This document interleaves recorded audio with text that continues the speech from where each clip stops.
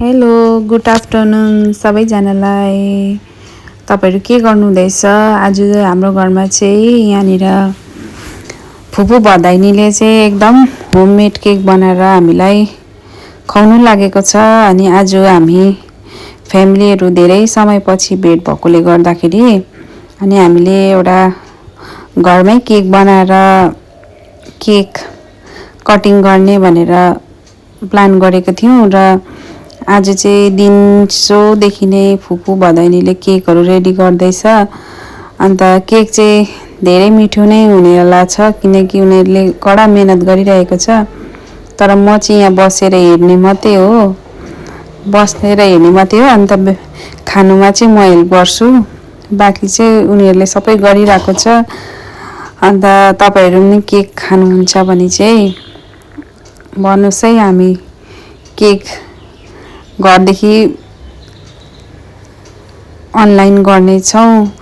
अन्त बहिनीको प्रयास एकदम राम्रो छ। अन्त उसको एकदमै ड्रिम एम हो, उसको एकदमै उसले इच्छा गरेको छ कि ऊ एक दिन बेकरीको मालिक बन्नु मन परेको छ उसलाई।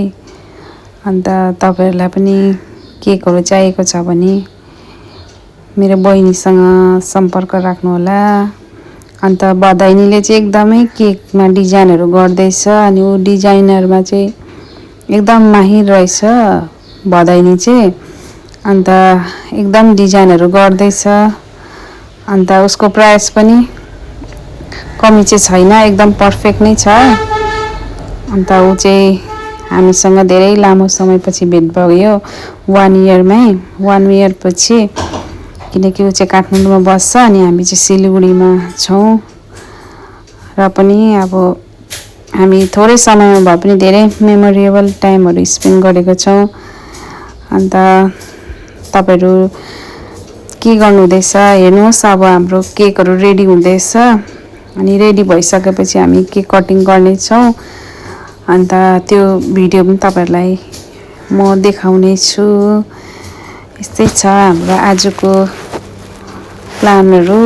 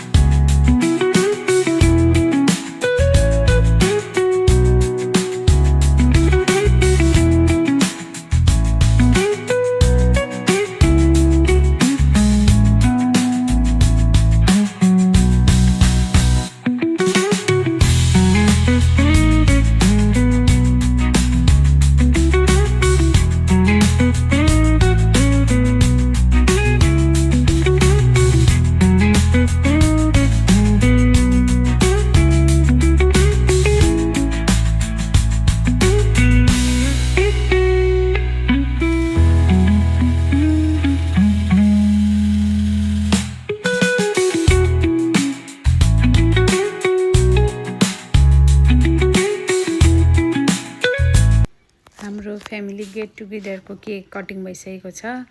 तपाईले देख्नुभयो होला। अनि केक चाहिँ एकदमै टेस्टी बनाउनु भएको थियो अनि प्राइस चाहिँ एकदमै बेस्ट छ 100%।